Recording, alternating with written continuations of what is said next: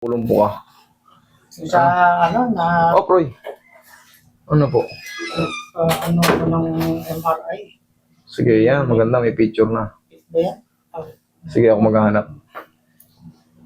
Ayan, oh. Ayan. Pirat na pirat. Isa, dalawa, tatlo, apat. apat. Ano pa? Sumasakit. Sir, medyo malala itong isa na to. Oh. Ito, parang nag-warning yung vertebral body nyo nito. Nagkaroon ng... Oh, ayan nga. Meron din talaga. Yan kasi, yung image na yan, dyan mo makikita yung damage. Kumbaga, iba itsura niya. Pero yan, oh, pag lumampas yan, ibig sabihin yung mga disc yan. Yan, oh. Ngayon, pag papalikod, yan yung puti na yan. Yan yung spinal cord. Yan yung direct to the brain. Ayan. Ayan naman, ang tawag dito, cross-section view. Ayan, oh, yung bumilog na yan. Yan, ito disc yan, eh. Puno na. Hindi, Pumutok. pumutok. Pumutok. O ayan, ito talaga, ito talaga isa na to. Ito talaga, medyo malala ito. Ito. Yan ang ano. Kaya pala hirap na hirap ko, sir. Sir, ang ginagawa rito, sir, pagka hindi talaga mawala ang sakit. Kasi imbalance na yung ano mo eh, itsura ng ano mo. Eh, kumbaga, iba na yung itsura ng vertebral body mo. Maaring ooperahin to, tatanggalin talaga to. Kakayurin niya tayo. Yes, kakayurin po ito. Para makalibre yung ano. Ito kasi, medyo okay pa to, pero ito, iba na yung itsura niya talaga. Sabi, kakayurin to. Yes po. Sabi niya. Pero kung mawala ko yung pain, edi, salamat Lord. O, kahit sa ambue talaga, ito na talaga. Malala itong L3, L4 mo, sir. Nasaan yung result? Wala rin yung result yan. Yung ano lang. Wala. Wala yung impression niya. Yung Sulat papel. sa Chinese eh. Ah, Chinese. Sa Taiwan, kinuha yan eh. Eh, hindi ko maintindihan yun. Kahit pa may impression, hindi ko maano yan. Sige, sir, usog ka rito. Usog mo lang rito. Sige, susubukan kong ayus. Usog ka, usog. Upag to. Opo na. Yan. Yan. Sige. Chinese pala eh. Relax lang. Pero hindi in-explain sa inyo. Oy, Doctor nag-explain. anong sabi sa inyo? Sige, i-review na muna natin. Opera daw. Kakayurin. Tapos, Ano? kukunin mo na yung ano daw, yung lumabas na ano. Ayun ang tatanggalin. Yung tinatawag na Kung hindi protrusion. makuha daw, kakayurin din yung buto. Kasi nga, sumobra yung buto niya eh. Sumobra yung buto niya eh. Pumasok na siya sa... Oo, hindi na yung healthy kagaya nito. Kung mapapansin nyo, ilang beses ko pinakita, di ba, may ano siya, may parang nakaganon, may parang bumanon, yung osteophytes yun eh. Medyo malaki yung osteophytes, kaya sana, ayun o, ganito yun. Ganyan o. Kaso, mas malaki yung dito banda. Base dun sa ano sa image, dito banda. Kaya natutusok to, mamamaga yun. Pag natusok ko yun, mamamaga yung sciatic nerve. Kaya hirap kayong lumakad. Siyempre, pag natatabig yun, meron pa yung tinatawag na longitudinal ligaments. Ito yung mga ganito. Oh. Bago mo ma-reach yan, ito mga, may mga nakasapal pa dyan na tinatawag na anterior longitudinal ligaments. Tapos, yung may mga inferior facet. Tapos, itong yung tinatawag na interspinous ligaments. Yan. Nagtutulakan sila, nag-iipitan. Pag mayroong imbalance na dahil sa pagkanipis ng disc, siyempre, ang daming nakasaklob pa yan dyan, may mga saklob pa yan dyan, mga ligaments, maiirita yun. Pero pag pinayot naman, Siyempre, makakahinga yun. Pero siyempre, ilang taon na kayo? 60, magsi-63.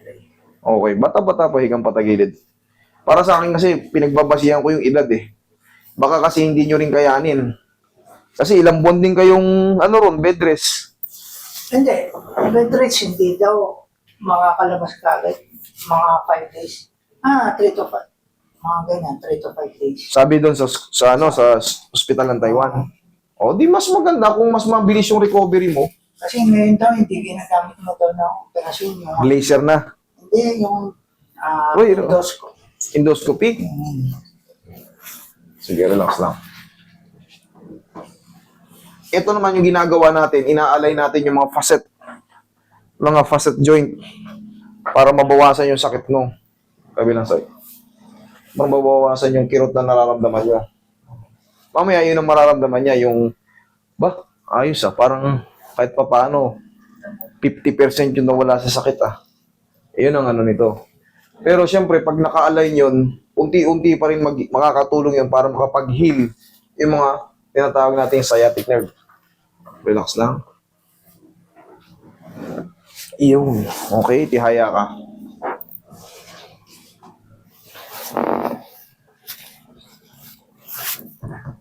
Once kasi napirat na yung disc mo, uusog yun yung mga tinatawag na mga malilit na joint.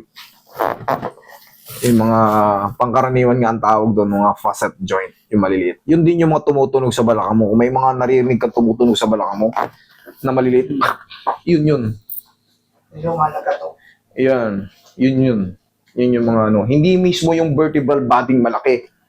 Meron nung sa likod. Yun. Okay, dapa.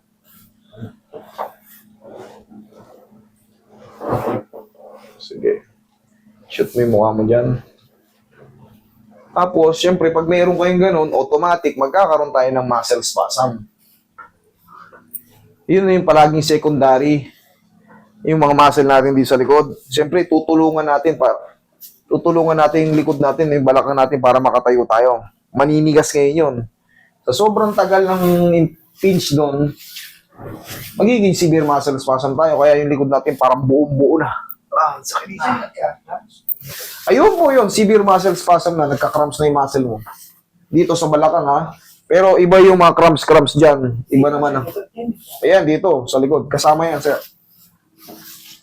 Pero sa tulong ng massage, mawawala yung yung tinatawag na mga spasm. Alright, massage mo. Diniscuss naman sa inyo yun, di ba? Hindi Hindi diniscuss. naman masyadong na-discuss. Ang sabi lang kung paano Sige, natin tiyaya. sa operasyon. Sa operation na kayo agad direkta, hindi na siya sa treatment. Hindi. Kumbaga sinabi na sa inyo, sir, ganito ang procedure. Kakayuhin to, itong buto na to, babasagin to, babawasin to kasi nga nakabukol na rin. Po sa tiyan. Sa tiyan po. Kamay mo po yan. Wala pong, nobody's perfect Hindi ko pumano. Kasi ang operation, siyempre, maraming magagaling, marami ring sumasablay. Kaya ang ginagawa ko, tinatanong ko yung edad. Pagka medyo baka hindi niya nakayanin yung kirot. Nangyayari kasi, iba inopera. Siyempre, pagtanggal ng anesthesia, yun na yung kirot. Baka mamaya hindi kayanin nyo yung araw-araw na makirot. Yun, may stress, di makakain. Siyempre, pag matatanda na, may complication ng iba yan. Doon po yun. Kasi pag di ka nakakain ng healthy foods, mangyari, magti-trigger yung iba pang Yes, okay, inhale, exhale. Marami namang magagaling. Pero siyempre, hindi natin masabi. Di sana, wala na namamatay na mga tao pag nadala sa ospital. Yun. Nobody's perfect. Nasa edad pa rin. Baka siyempre, may pumunta rito. Talagang may kaya sila. Lahat ng mga anak niya, professional. Nasa UK, US, Canada. Halos lahat, professional na nag-abroad. Yung nanay nila, masakit lang yung tuhod. 67 nata yun, parang ganyan. O 70. Tuhod lang masakit. Hindi makatayo kasi wini-wheelchair nila. Nakagalang malakas. Hindi lang nila may tayo. Kasi masakit nga yung tuhod. Inopera. O nung inopera, siyempre, natapos na yung lilipas yung, tawag doon, anesthesia Iyak ng iyak yung matanda, kirot ng kirot. O 3 araw, namatay, na stress. Hindi makakain Totoo yun Hindi ko kayo kumbaga, sinabi ko lang yung totoong nangyari. Kasi siyempre, maraming pumupunta rito Kumbaga, pag may edad na, tatansyahin nyo rin kung may mga ibang complication. Kasi pag hindi ka nakakakain na maayos, pinagsisihan nila kasi nakakagala sila, naka-wheelchair, ang lakas-lakas. Dahil dito, siyempre, yung kirot-kirot nga, araw-araw, sakit ng ko, buto ko, hindi ako makakain. Wala siyang ganang. hindi makakain, hindi makaano eh. O ngayon, siyempre, magti-trigger ngayon yung immune system mo, mahihina eh. Magti-trigger ngayon no, kung may asma-asma ka or may iba pang ano. Yan. Natuluyan ng napaaga. Yan, katulad niya, iba pang mga complication.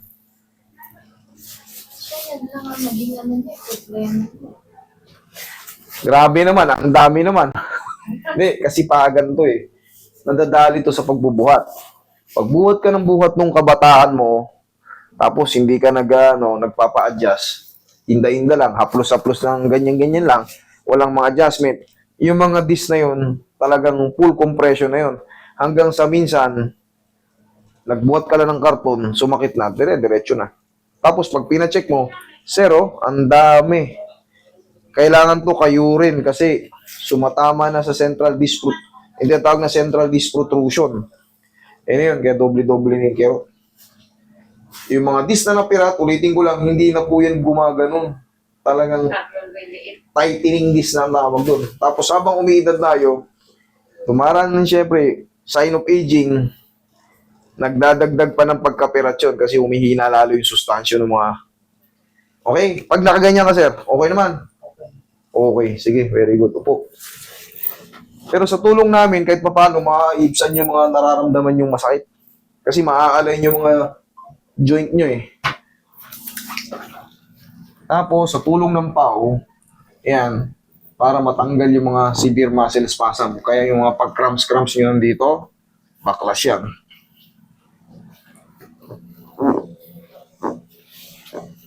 Ganyan natin yan, pang-massage eh. Ang mga yan.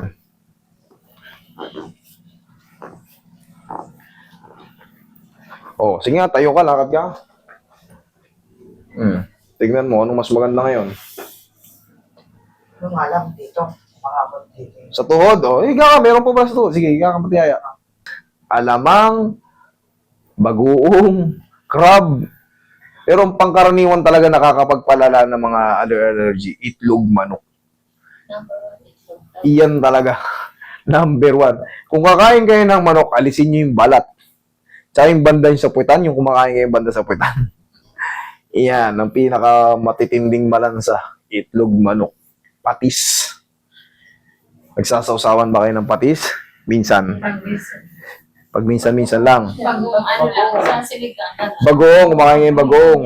Alisin nyo muna yan, sir. Para ito maka-recover. Kuya, wala akong pamilyon. Kaya ano yan, galis. Wala akong pamilyon. Galis tayo. Hindi na. Pagka, yung mga salitang ano yun eh. Pagka may sugat-sugat ka, at nasa katayuan ka ng galis yan. Pero pagka nasa middle class ka, ay, allergy yan. Pagka may psoriasis yan. Pag mayaman ka na. Pag mayaman ka na, psoriasis yan. Medical condition, skin allergy. Pero pag ikaw ay tambay-tambay, Galis. galis, so yan, tumigil ka. Tumigil ka ng kalalaro sa labas. Nakuha mo sa labas eh. Kasi, ano ba man, meron kami sa Yung mga skin allergy sa mga niyan, malalansa. malalansa. Mas nagtitrigger yan. Magkakatas-katas pa yan. Siya, isa niya drive naman. Dry lang na parang namumulang ganyan. Okay.